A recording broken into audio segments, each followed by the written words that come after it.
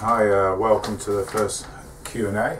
I hope these become useful for everybody.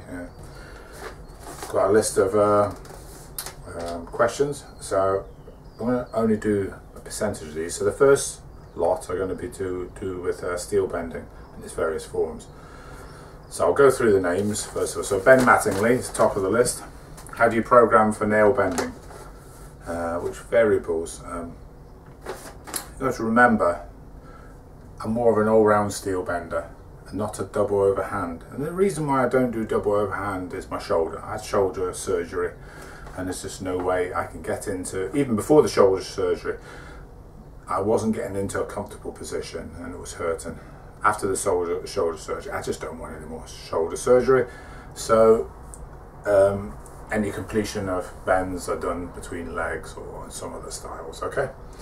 So most of my steel bending is reverse bending, which obviously most people know I do very well. Short snaps, bigger snaps, large brace bends, other snaps. So all the other steel that I can do comfortably, that's not gonna basically fuck me up. And that's what I'd advise everybody else. There's so much other steel bending out there, so don't, you know, set about onto something that's going to cause you discomfort. You're a long time injured, and it's only once you look with hindsight and you're down that path after the surgery you think, I wish I hadn't done that, okay? And I know for a fact there's a few people who have injured themselves, DO, running before they can walk. All other styles vary. So the other styles, you know, how much I do. On a brace snap, I probably only really do it once a week. It's savage, it's a great exercise. You could lighten the bar and do it more often. It's a great fitness exercise, really, you know, it is superb. But I do that one once a week. I've probably got the short snaps, I can do that far more often. Remember, I come from a manual work and background, and that's also how I do my training, is in that kind of format. And that's what I would advise, is that I train my grip 7 days a week. Not everyone can, but you can if you come in lighter. And I mean, I'm not saying top end grippers, top end anything. Just start to graft. If I took you to work on a building site or whatever, and some guys took you to work, or Ruben took you to work on the stones, you'd be sore, but you'd do the job. You'd be working 40 hours and you're working on your hands 40 hours. So you can, but you just got to be a bit more clever about it. On the reverse, I usually do about 3 times a week, and I vary the poundages and the styles so you're fresh and it's interesting. And on those styles for reverse, I'll hit fast. I'll also hit slow, where I do X amount of seconds count, 2, 4, 5, doesn't matter. The number is not really that important, but that gives you total dominance and gives you a workload that's different to the fast hits. I also do another exercise where I hold a resistance. I'll show you here, like this. There's a question later where, what's the resistance exercise? The only other resistance exercise I use is the wrist developer. So whether you're using the steel or the wrist developer, to get even more out of it, if you have this arm locked, a bit like arm wrestling, the more that's locked, that's your vice. You've got a vice there, and now you can bend over. Obviously you do that, and you do that. That's just simplified. But if this doesn't move anything, then it's going to be stronger for you to bend it over. And so I do this other exercise where I will put this here, and then I'll train like this. Or slow ones, like 1, 2, 3, 4, 5. I can put it further out, further in. More weight, less weight, slower times, steel or wrist developer. That's some great bread and butter workload. You just get so much stronger. Don't run. You know, take it from a guy who's 55. No need to. A lot of life ahead, a lot of fun. I always do single wrapped touching.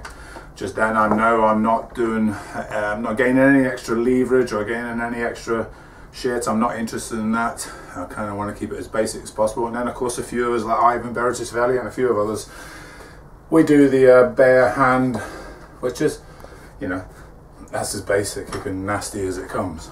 But don't start off with that, obviously. And of course, use your bent steel, snap it. Don't just leave it, throw it in a bin. There should be another workout in that week that your X amount of pieces of bent stuff, even though it's in bench shape, just start it, open it again, push it till you snap. Workload, workload. For free. That's just going in the bin. Train with it. Giorgio, he's on about high volume, high intensity. Most important part is not really counting the volume of percentages. It doesn't work. You don't know what you're going to be in 12 months time, 12 weeks time. Most of my programs I do 12 or 16 weeks. I don't know what I'm going to be there. I might have a competition. I might hope I'm going to beat the record or do something. But as been seen with me recently, we've had a lot of issues, personal issues with things, and they all play a part. You can't do percentages, not on grip. You can do it on powerlifting. You're so, so understand. But even then, they'll have their personal issues. So I stay away from that. It's feel for me. Maybe that's an old man thing. But if you can gain that, the knowledge of where you are in your training, how it's feeling. So put your foot down on the pedal when it's a bit better, and take your foot off the pedal when you've got like a whole lot of shit going on. Have fun. When you're having fun, you're excited. And when you're excited, you train harder and better. Okay? If you go down the drudgery path of one thing forever, take it from me, you will burn out well and truly quick. So keep it fresh. The problem is with steel bending, and I'm a compass. I've just told you there's a zillion exercises out there, but is people all of a sudden, probably on the forums, it's double overhand red nail bend. They will run to that, and then they will arrive at their red nail bend. They'll probably get it because they're very flexible. They'll learn the technique. There is the technique, you know it, and then they'll stand there, and then you'll hand them over. Can you reverse bend a grade 5? And they can't. Can you snap this? They can't. They can't do anything else. They've learned this one trick. They've arrived there, and that's it. They might have arrived there with an injury. They'll have beaten themselves up, and they'll arrive there. For God's sake, have some fun. 12 months of having fun with all sorts of steel. You'll probably get there anyway, but you'll have loads of fun. You'll be the professor of steel, not the one-trick pony. Okay.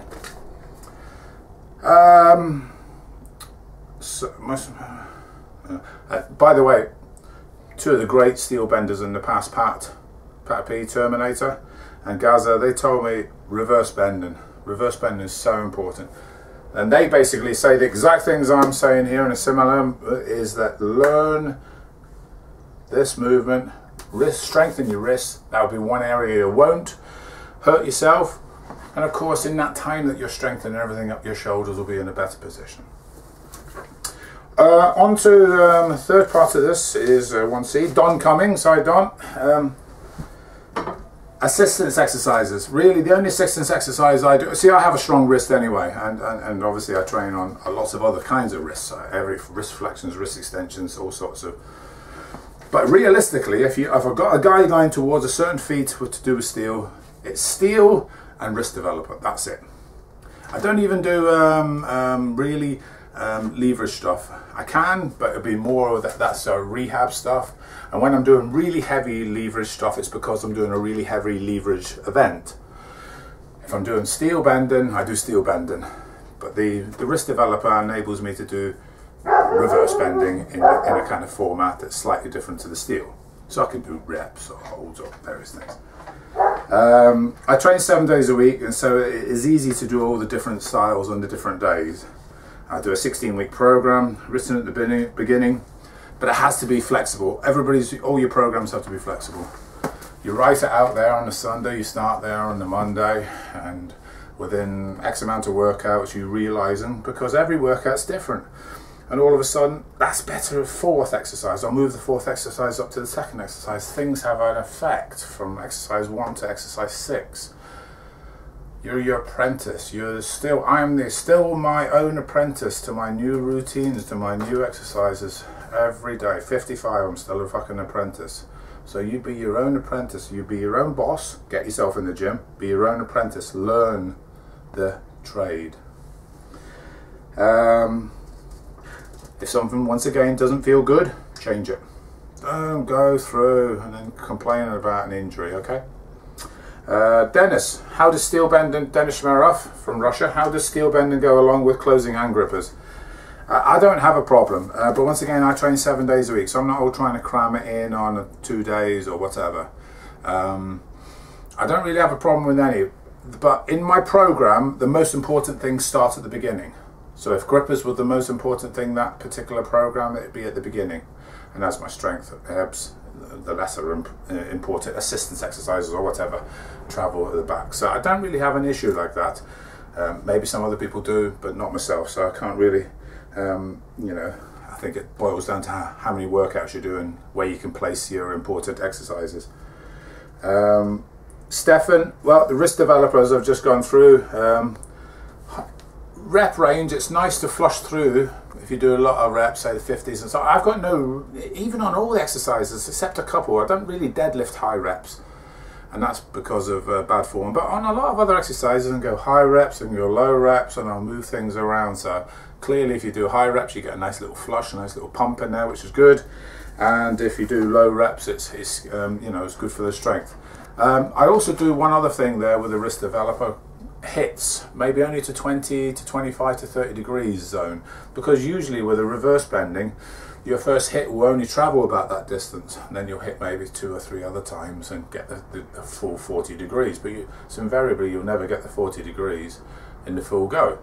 So that's probably a thing to train on, not even going fully up to the stopper on the wrist developer, but hitting 20-degree hits or something. So you could just judge that with something or whatever. How are we doing for time? Coming up to 12 minutes. Oh, crikey. We only got 4 minutes battery. Just wrap bending up and we'll do I think, gee, that flew. Okay, I will do one each week, and I've got plenty of questions. So I will see you next week. I hope you enjoy this.